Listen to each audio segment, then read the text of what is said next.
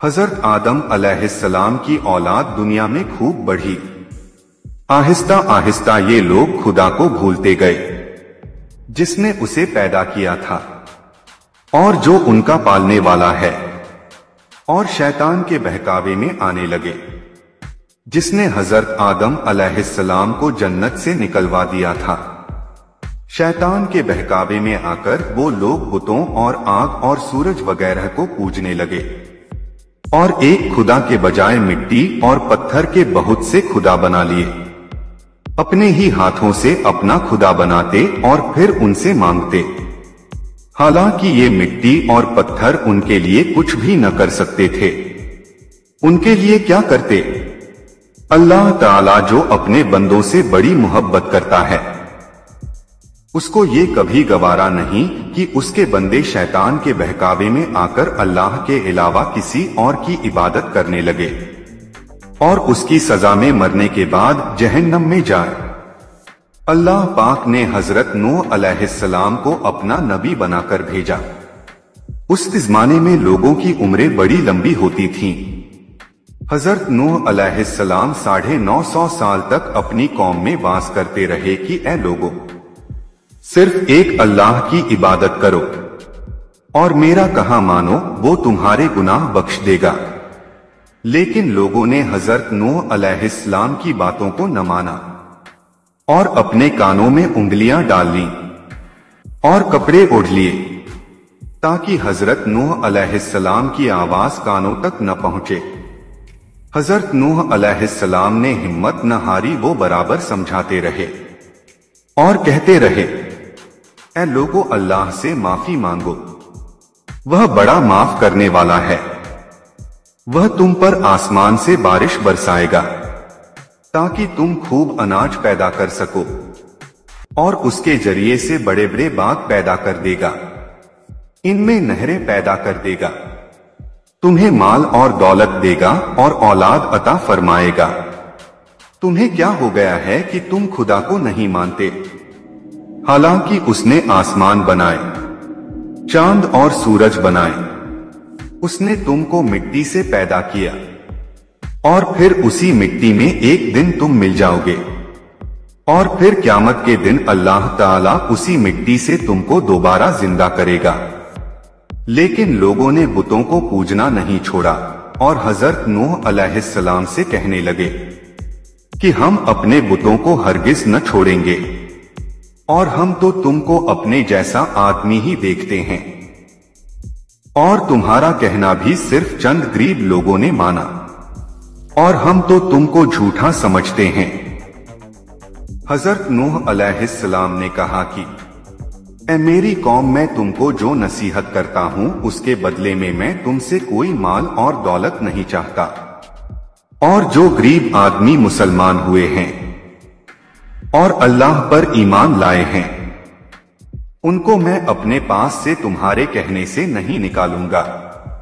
اگر میں ان کو اپنے پاس سے نکال دوں تو خدا کے عذاب سے مجھے کون بچائے گا؟ اگر میں ایسا کروں گا تو یہ بہت ناانصافی ہوگی۔ ان کی قوم کے لوگوں نے کہا، اے نوح، تم نے ہم نے جھگڑا بہت کر لیا، اگر تم سچے ہو تو جس عذاب سے تم ہم کو ڈراتے ہو وہ لے آؤ۔ حضرت نوح علیہ السلام نے کہا کہ جب اللہ کا حکم ہوگا عذاب آ جائے گا۔ اللہ تعالیٰ نے حضرت نوح علیہ السلام کو وحی کے ذریعے سے حکم بھیجا کہ تمہاری قوم میں جو لوگ ایمان لا چکے ہیں ان کے علاوہ کوئی ایمان نہ لائے گا، تم غم نہ کرو، ایک کشتی بناؤ۔ حضرت نوح علیہ السلام نے خدا کے حکم کے مطابق کشتی بنانی شروع کی، تو جب ان کی قوم کے سردار ان کے پاس سے گزرتے تو ان کو کشتی بناتے ہوئے دیکھتے تو ان کا مذاق اڑاتے۔ حضرت نوح علیہ السلام ان کے مذاق کے جواب میں کہتے کہ آج مذاق کر لو، کل جب تمہارے اوپر عذاب آئے گا تو اس وقت ہم تمہارا مذاق اڑائیں گے۔ آخر اللہ تعالیٰ کا عذاب اس کے وعدے کے مطابق آیا، زمین سے پانی نکلنا شروع ہوا اور آسمان سے بارش شروع ہوئی۔ اللہ تعالیٰ نے حضرت نوح علیہ السلام کو حکم دیا कि सब जानवरों का एक एक जोड़ा कश्ती में सवार कर लो, और जो लोग तुम्हारे ऊपर ईमान लाए हैं यानी मुसलमान हो गए हैं उनको सवार कर लो।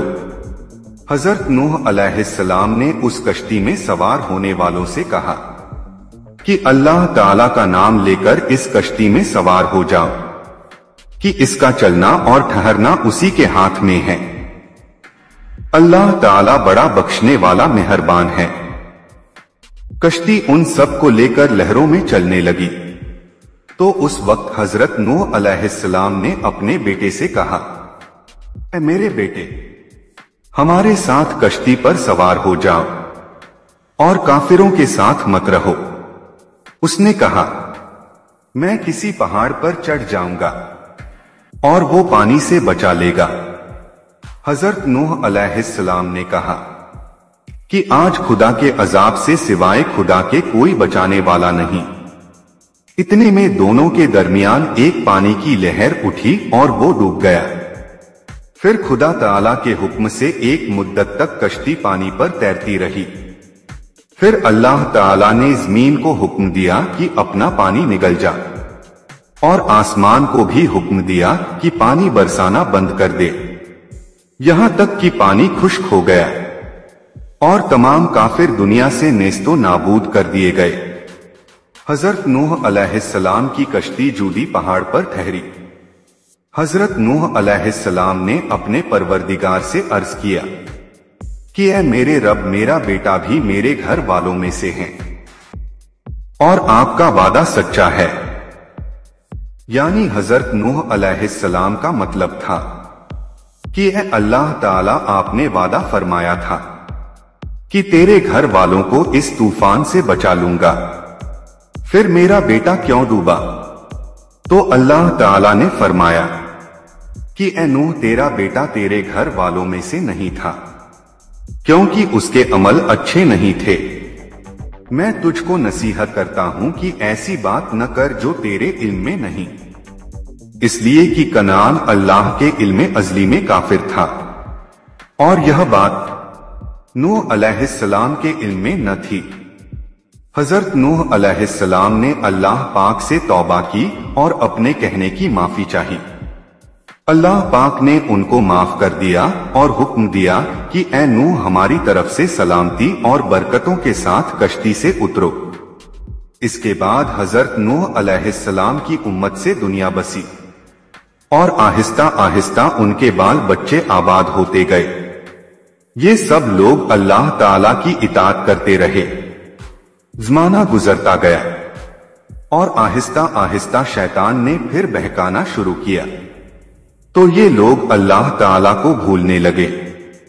सबक: हजरत नूह अलैहिस्सलाम, जो अल्लाह ताला के इतने बड़े पैगंबर थे, अपने बेटे को उसके बुरे कामों की वजह से अल्लाह ताला के अजाब से न बचा सके। इसी तरह अगर हमारे माँ बाप अल्लाह ताला को राजी करने वाले और नेक अमल करने वाले क्यों न हो, अगर हमारे अमल अच्छे ना हो तो वो हमको अल्लाह ताला के अजाब से ना बचा सकेंगे। हमें अपने बुजुर्गों और माँ बाप के नेक अमल पर फख्र नहीं करना चाहिए, बल्कि अल्लाह ताला और उसके रसूल सल्लल्लाहु अलैहि वसल्लम के बताए हुए कामों पर अमल करके नेक बनना चाहिए। इसी वजह से अल्लाह ताला ने कुरान मजीद में इरशाद फरमाया है कि अगर तुम एक जर्रा बराबर भी नेकी करोगे तो उसका बदला हम तुमको देंगे, और अगर एक जर्रा बराबर भी बुरा अमल करोगे तो वो भी तुम्हारे सामने आ जाएगा।